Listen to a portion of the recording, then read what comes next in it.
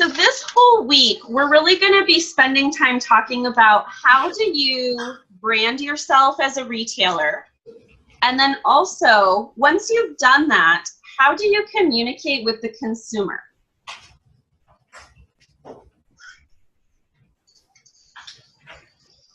And there's 4 components to retail communication and branding. So you start with the process of branding because you have to give your retail concept an identity before you can communicate to others about it. And then you go into deciding how you're going to communicate that brand. And that's known as the retail communication mix.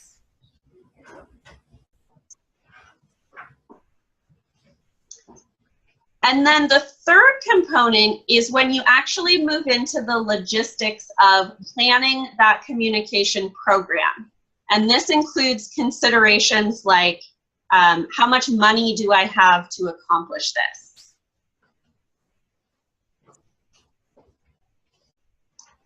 And then the last component is your retail communication strategy. So this is when you actually implement whatever you have planned to communicate.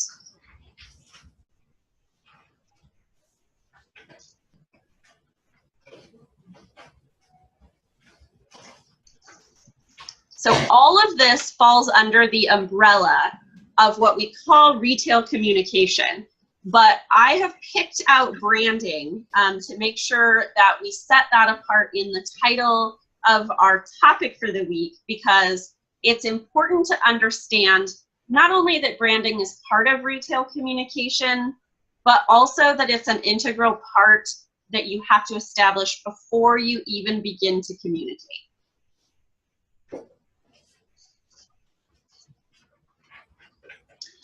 So what are the objectives of communicating your retail concept and what you're all about? There's short-term goals and there's long-term goals. So in the long term, what you ultimately want to accomplish is to build a brand image that is recognizable and also one that's favorable. And if you're able to do this, then you can reach your second objective for the long term, which is to create customer loyalty. So if the consumer finds your brand to be recognizable and favorable for whatever reason you have established or that they choose, then your customer base is going to be loyal. Now, in order to get to these long-term goals, you have to first engage in the short-term goals. And in the short term, you have 2 main objectives. You want to increase traffic to your store, and you also want to increase sales. So those are 2 pretty basic things that come along with managing a retail operation. But these are the things that ultimately get you to those long-term goals. So the first thing that we're going to talk about as a component of retail communication and branding is the actual act of branding itself. When we say the word branding, what do we mean? So when you think of the word brand, how would you define it if you had to guess?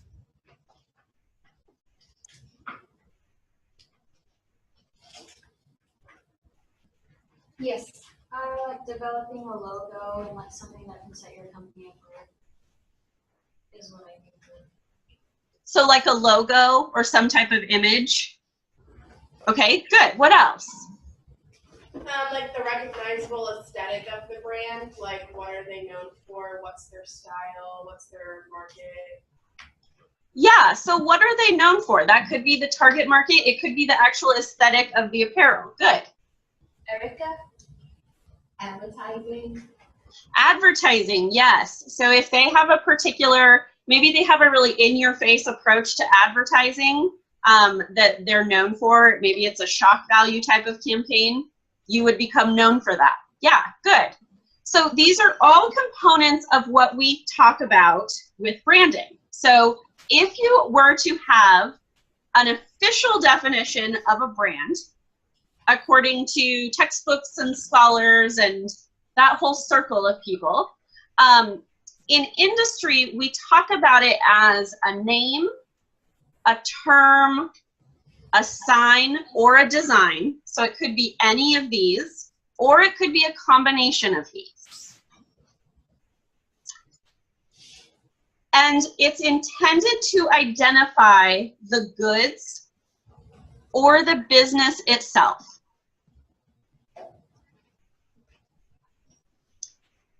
And the purpose of doing that identification is to differentiate from competitors. That's one of the key things you want to remember about a brand, is that we don't brand something simply because it needs an identity.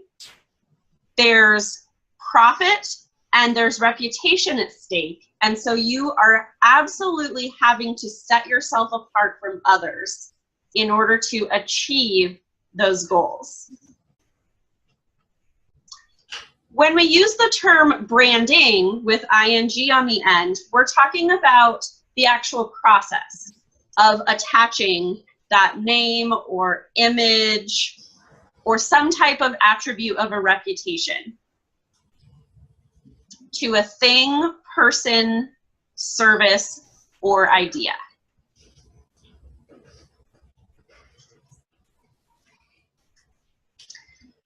One of the things that's most common in terms of a brand is something you've already talked about, which is a logo or some type of image.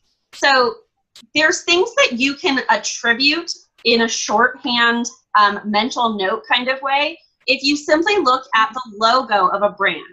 So if you look at Gucci, you might think of things like high-end or couture. If you look at the logo for Calvin Klein, you might think about the very minimalist aesthetic that they have to their clothes. If you look at the logos for South Pole and French Connection, they're much more kind of unconventional and rebellious in terms of how they market and set forth their product. And particularly, as you might guess from looking at the logo for French Connection, they're really trying to get you to do a play on words here. So your I, the idea behind that is that your I will automatically switch the C and the U to form that word in your head. So you're going to remember that logo no matter what. And one of the reasons that we talk about branding and why we emphasize it so much is because it has become the forefront of retailing today. It wasn't always. A lot of times, years and years ago, it was solely based on reputation and the actual quality of the product. But now, consumers are more interested in, how do I identify with a brand? Do they fit my lifestyle? Do they fit my aesthetic? So what's the personal connection that I can make, basically? And this relates back to, remember when we talked about our theories of the self earlier in the semester with who you are and who you wish to be? Well, that relates back to branding, because as individuals, we relate to brands that we see as being related to who we are and who we want to be. And that's exactly how they position themselves on purpose. So then you can go into the concept of, what is brand value? So brand value can be measured in a variety of different ways. The worth of a brand can be measured in terms of customer recognition. So with the logos that we just looked at on the previous slide, those are very recognizable. And so those brands, we would say, have a high brand value. The quicker someone can identify a logo and attribute it to a brand, the higher your brand value. So do you have any idea what the most recognizable apparel logo in the world might be? What would you guess?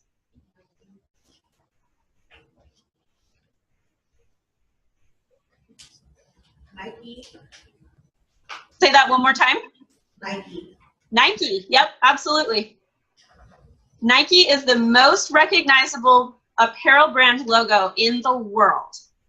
So across the globe, it is a visual language that speaks to pretty much everybody, and they know what it means and what the brand stands for. So that's a very powerful brand value. Other ways are images. So that relates back to your logo. So the Nike swoosh is a high brand value. And then you also have potential sales volume.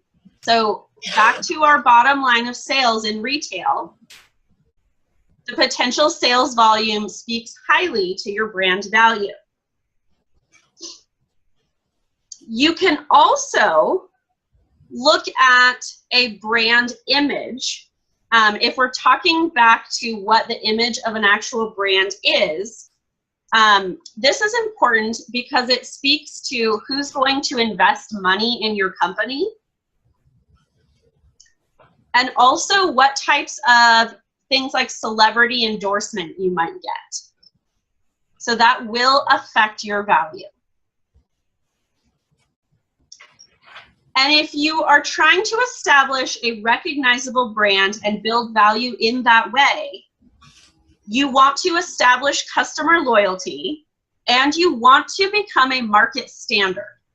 So in addition to having a recognizable logo, Nike, for example, has set a market standard for performance footwear. And if you look at the graph on the slide here, these are early figures by the Retail Federation of America. For 2016, about the top 10 most valuable brands based on sales volume so far this year. So Nike is at the top, and then you have Zara, H&M, and we go all the way down the list, and there's 10 here that you probably recognize most of them. Some of them may be surprising to you, and these numbers will definitely shift some throughout the year. And so it would be interesting to track them and see how they change, or if someone else moves into the top 10. So this is another way, at least monetarily, that you can track brand value. Now there's also the issue of communicating and reinventing a brand. So in the case of an overall retail business, if we look at it from the consumer's perspective, branding is the sum of all of the associations and feelings and beliefs and attitudes and perceptions. So all of these very complex ideas and thoughts that a customer has about a company. So as a retailer, it is your responsibility to stay on top of these very complex thoughts that consumers have about you. And as you can imagine, that's a very exhausting process, because any number of things can shift those associations.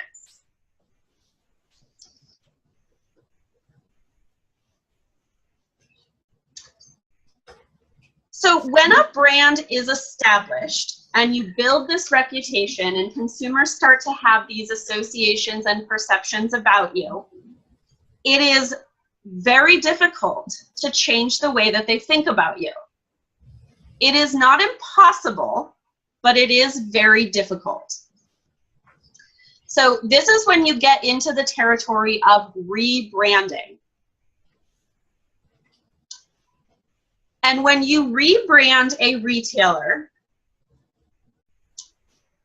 what you're ultimately doing is trying to shift the way that someone thinks about the brand so that they will have a more positive association.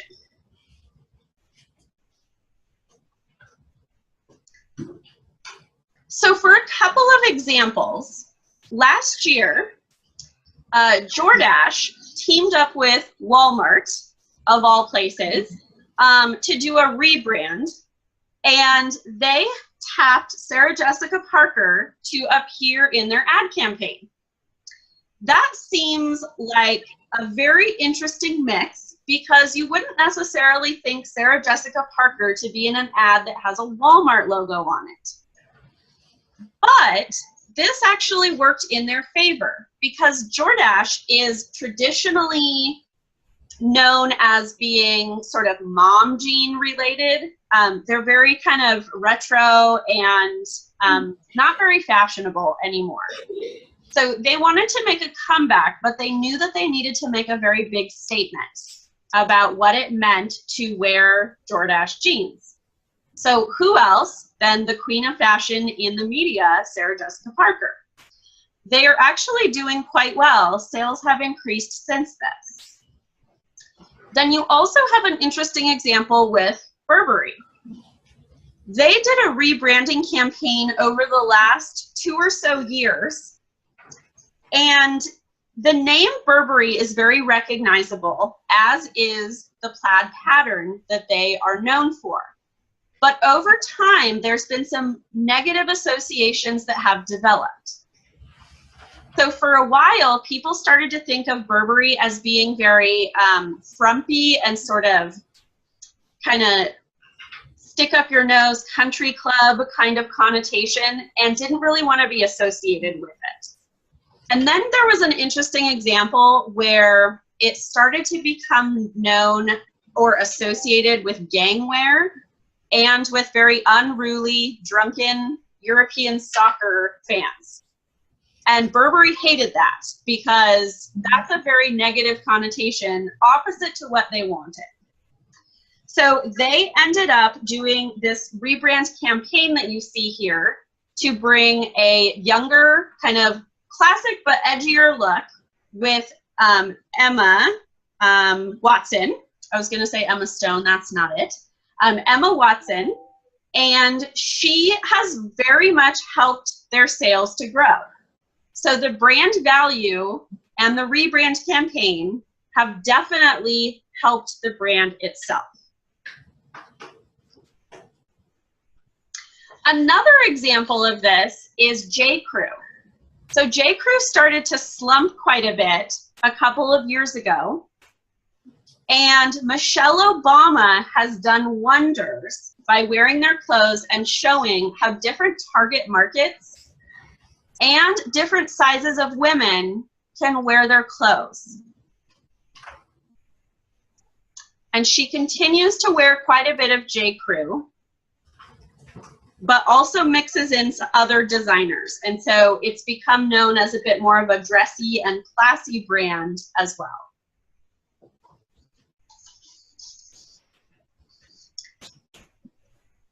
So one of the things that becomes important is the idea of brand association, which is all of those thoughts that you have about a brand.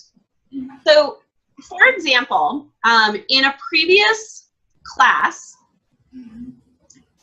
we had talked to the students about what does it mean to, what are the associations you have with the company LLB? And so they had ideas that it was practical, they had expertise in sort of the outdoor gear area, outdoor related, they were an honest company, friendly, and very much associated with a New England-based look.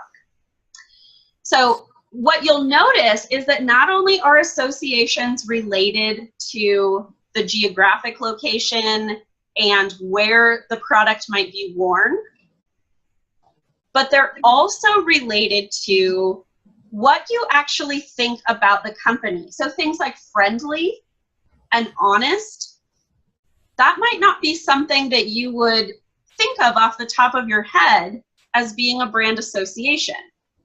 But those are things that we attribute to brands. So what I want you to do is, using these 3 examples, and you can chat with the people that you're sitting next to. You don't have to get with your project groups. I want you to look at what you think are the associations for JCPenney with this particular ad campaign that they did, Get Your Pennies Worth. What do you think they're trying to say, and what do you associate as a result with the brand? Then, without any type of image help, just as with the LL Bean example, how do you associate with the Gap?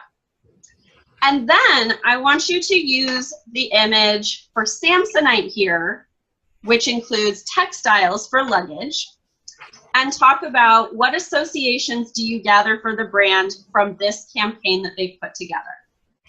So go ahead and talk together about this. Take some notes and make sure that you write your names on the piece of paper.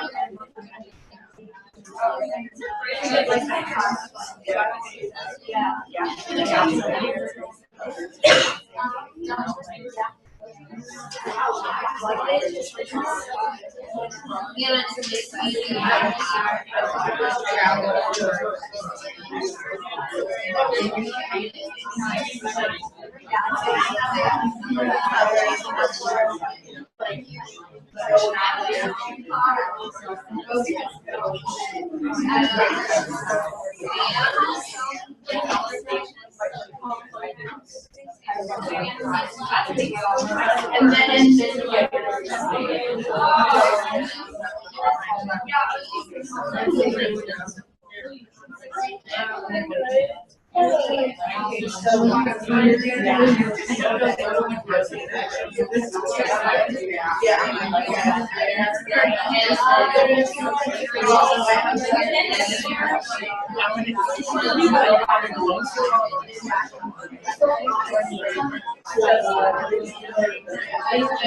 Okay, so take about 1 more minute to finish up what you're talking about.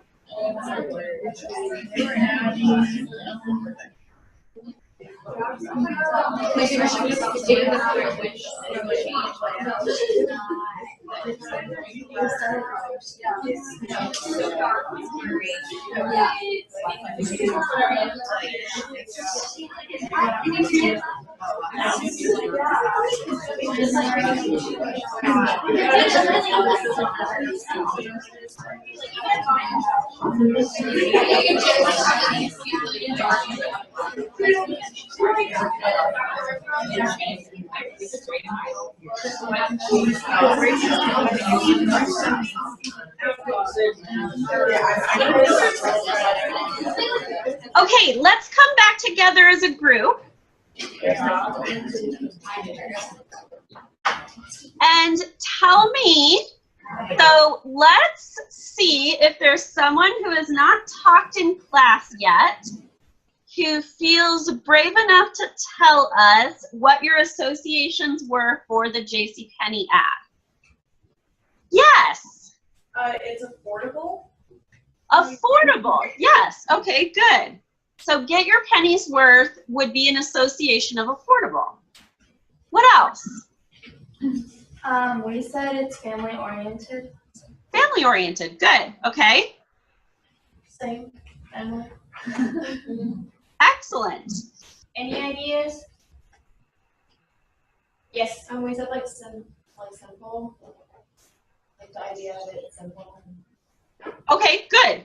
Yeah, so there's an idea of simplicity behind it. Kind of what you see is what you get. Anything else for this one? I see a hand in the back. Yes. Wow, it was like it was kind of old school, like relating it back to the Okay, Shui, could you repeat that for me? Can you say that again? You said it was like old school, like relating it back to like the initial brand. Oh yeah, okay, good. So there's an old school quality to it in terms of how they're presenting the brand and what you might get out of it. Good. Okay, so what about when you don't have an image present, what are your associations for the Gap? Yes. We find like simple basic. Like they always have like blue jeans, black pants, shirts. Like the essentials. So really basic aesthetic and kind of the same product all the time. Okay, good. What else? Preppy. Preppy, yes, absolutely. What else? Any ideas? Mix of styles. For our group, it was like for me, we associate like with students. For another person, like with mothers, right? And that's very different from being student or mother. So the style is very different in Gap. Okay, so maybe there's a difference in what your role in life is and if you actually shop there or wear the clothes. Right? Like really put together and sleek. Good. Okay, so put together. There's a very clear way that the product comes together as a look. Medicine. We have an international student in our group, Callie, said that it's like a kind of like the all-American style. Like that's really what she envisions when she thinks of like America's style. Oh, that is very interesting. Thank you for saying that. That's a great perspective to have. So from someone who is viewing America a little bit differently, it's the all-American style that's associated with Americans. Good. Thank you. Anything else? What about feelings? Was there anything negative?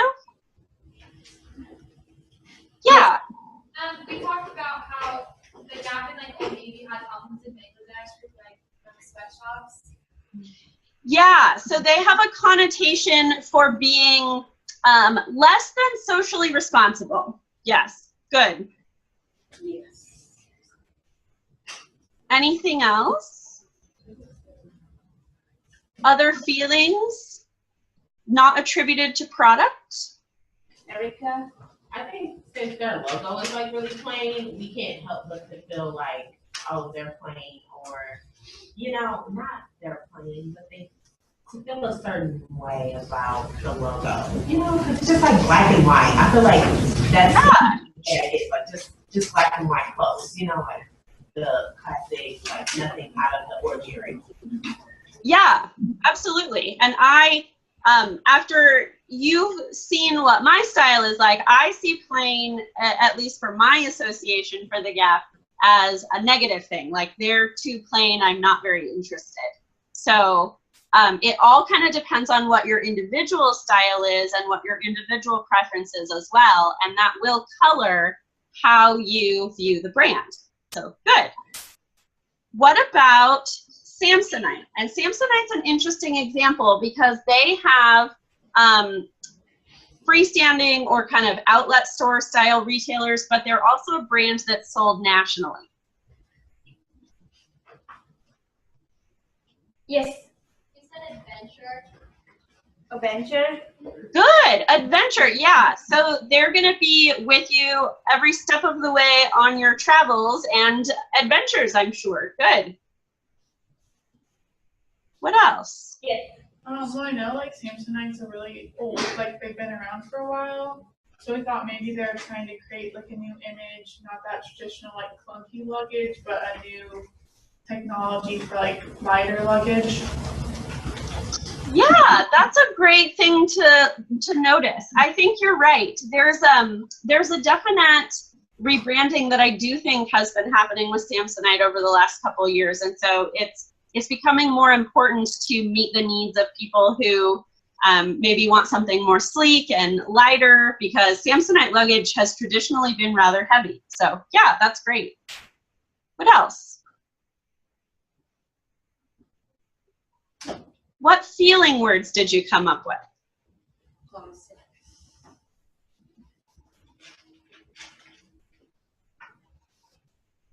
Does anyone own Samsonite?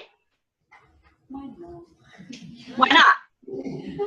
I can share my personal story. My mom loved this brand because she said the style is classic. It's not very fancy, colorful. So I would think it's classic for old generation.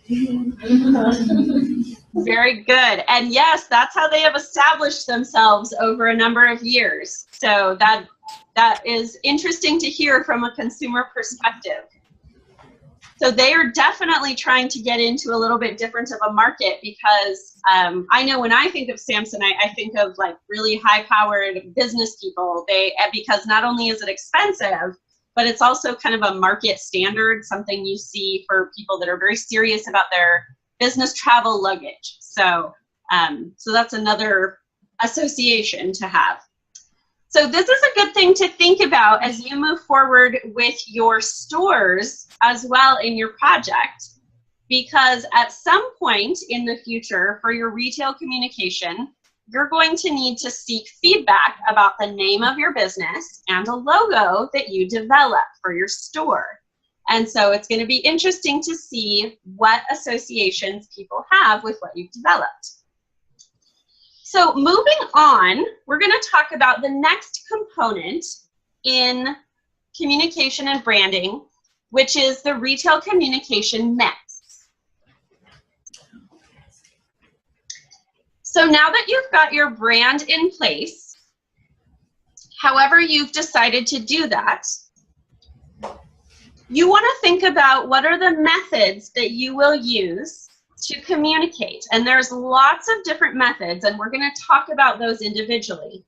But at the base, what you're doing when you communicate is you are advertising. So there's three main types of advertisements when it comes to fashion and apparel and textiles. You've got your basic promotional or product advertisement. So this is what we traditionally think of.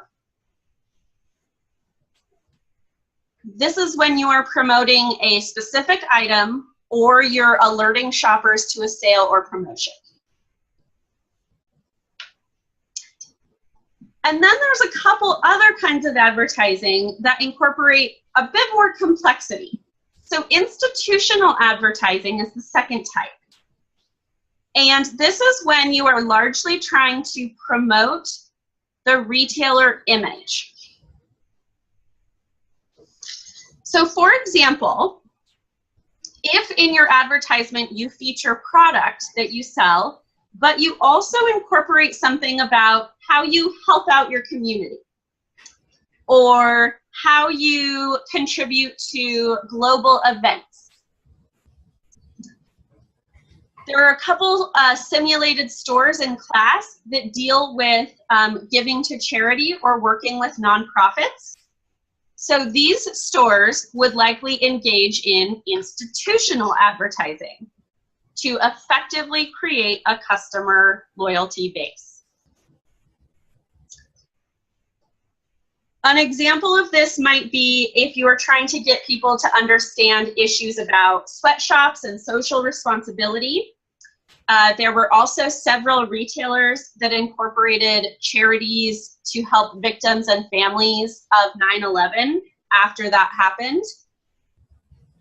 So they wanted to make sure that people understood when they shopped at that retail store, they were helping to give to a charity to help others in need. And then the last type is combination advertising.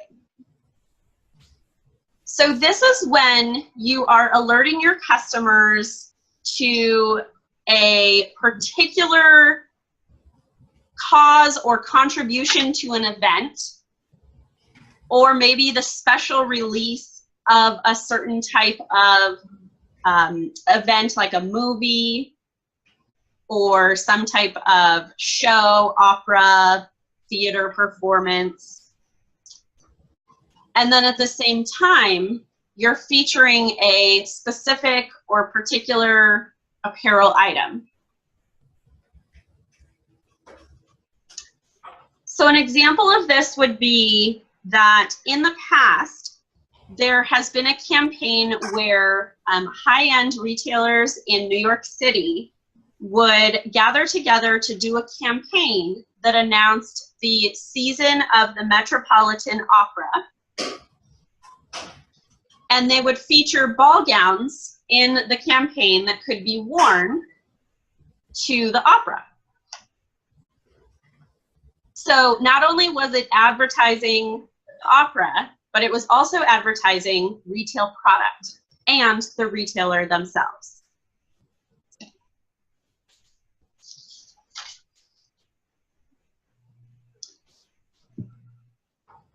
So to engage a little bit with this, keeping with your groups, I want you to take a minute and I want you to identify in these examples, what kind of advertisement is this? So on your same piece of paper,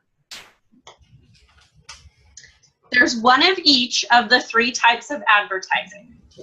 So tell me which one is which. And you can just write a brief description. You can just say, Brooks Brothers or Eileen Fisher or New York and Company is this one.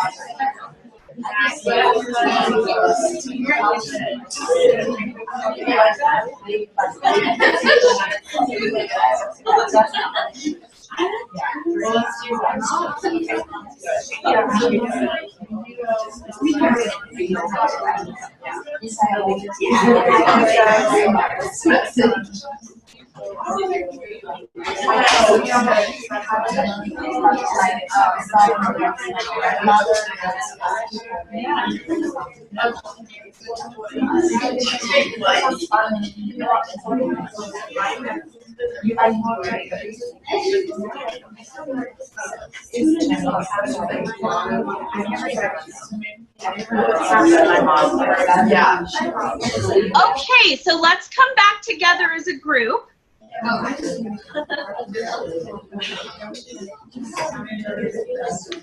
So, which kind of advertisement is the Brooks Brothers? Combination. Yes, so this one would be combination. Why? It's promoting the movie Great Gatsby. Yes. So around the time that The Great Gatsby came out a couple years ago, Brooks Brothers was doing a bit of a rebranding themselves, and because they helped to costume the movie, they came out with a collection at that same time. And so in their advertisements, they included lots of images of the movie, like you see here, to promote, hey, guess what, this movie is coming out, and also we have clothes that look like this. So that was a win-win for both. Not that that movie needed help making money, but it did help. What about Eileen Fisher? Institutional. Yeah, this one would be institutional. So why would you say institutional? It's not promoting a specific product, but just their like commitment to fair trade. Right, exactly. So they are displaying products that they sell, and they have their logo present. But they're also highlighting their efforts with fair trade. And actually, at a conference that I went to last year, the CEO of Eileen Fisher talked and was telling us all about this ad campaign that they developed here. And it was really interesting to hear their perspective on the fact that they had these advertisements become more effective in getting people to understand their message than if they created a really long advertisement and explanation of the projects on their website, because people were flipping through magazines to look at product, and then they became aware in a very shorthand way of this fair trade project. And so they actually found it to help sales a lot.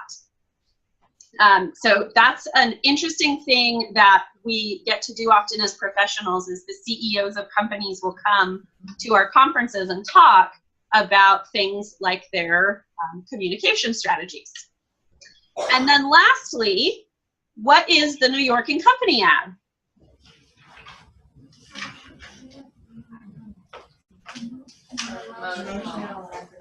Right. You sound so enthusiastic.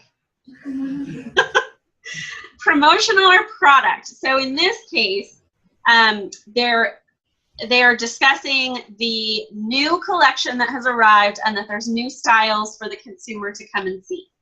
So those are things to be on the lookout and to be aware of when you develop some communication strategy for your particular simulated store. So now that we've established that advertising is the baseline here, there's different methods for communicating with customers. So this is an image from your textbook, and it does a good job of summarizing the different methods that you can use for communication. You can divide it up into this grid of interactive and passive. So those are the opposite ends of each other on a spectrum. And then you have, because we live in a multi-channel retail world now, online and offline. And we're going to talk about each of these, but I think it is important to differentiate them as interactive and passive and online and offline, because it gives you a sense of the level of engagement that the consumer will have with that method of communication. So in the case of mobile marketing, for example, it's very direct because you always have your device with you, whether it's a phone or a tablet. But if you're passive, then you're going to do things a little bit more like email could be considered direct, but because you can have it delivered and then not look at it if you choose, it's a bit more passive. Coupons are also fairly passive. You can take them or leave them, as well as sending things in the mail or a catalog. So those are good things to be aware of in terms of how to categorize. In terms of specific methods that you can use, one of the most common is a direct mailer. So this is when you have any type of brochure or catalog, advertisement, or any other printed marketing material.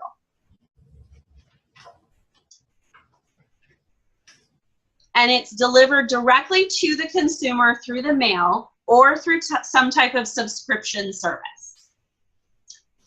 So this is an ad that I got in the mail last week, advertising the Easter sale at Kohl's. And not only were they advertising the Easter sale, but they've given you a coupon there. So they're really trying to get you in there. And we're going to talk more at length about different types of sales and promotions and what they communicate next time on Thursday.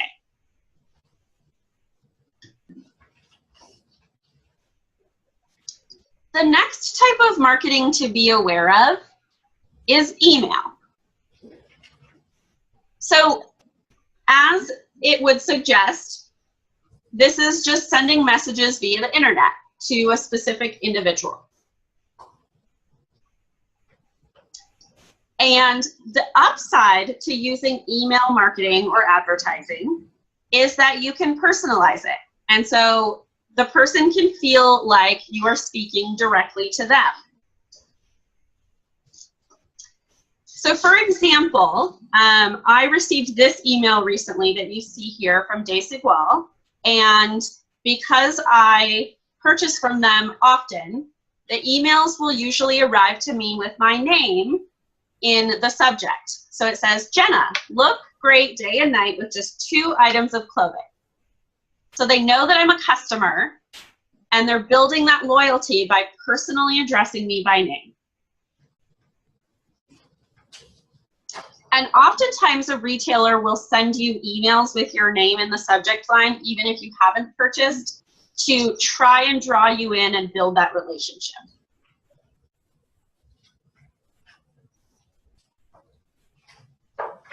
Another way that retailers might use email is if they will send your receipt now.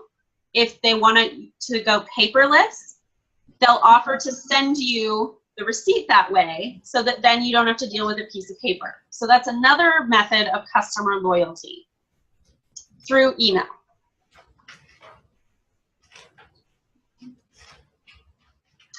You can also use email to track purchases, which serves as a form of marketing because it sits in your email and it reminds you that you've purchased something and that you may want to do it again.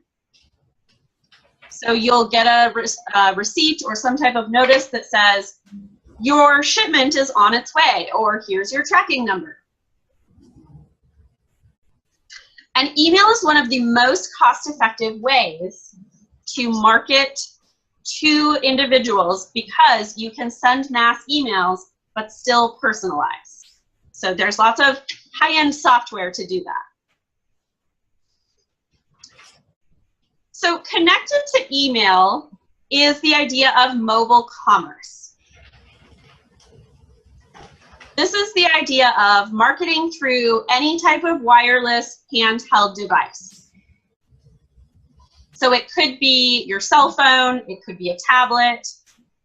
Now it could be your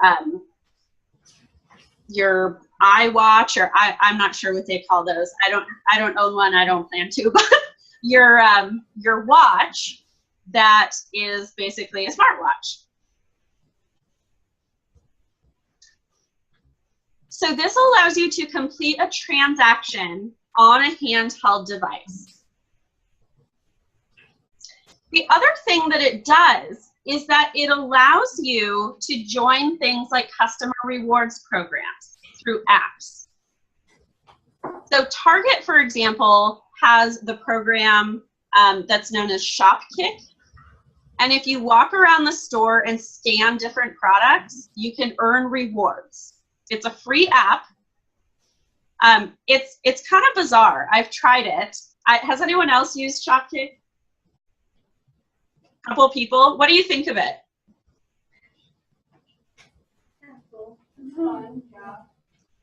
Do you like to use it? Yeah. It's you have to definitely put in the time if you want to use it, and you just have to see if it works for you. But it's one option of ways that stores draw you in because it's like a game. If you go around and scan these products, then you can get something for it. Then more than likely, once you're in the store, you'll buy something. So that's the idea behind that. There's also apps like Foursquare. So Foursquare offers you a point system if you go and frequent local retailers. So buying small is something that they're promoting within local communities.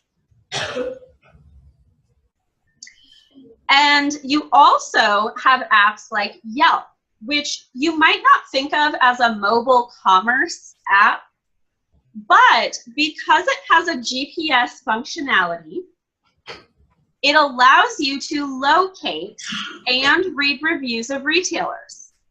And so, in effect, it is a marketing tool because you can use those functions to enhance your experience as a consumer. Lastly, for today, you have broadcast media. So broadcast media in terms of marketing and advertising primarily happens via the radio or television. And the radio is used much less frequently these days, as you might imagine. Usually local businesses use the radio more often than television.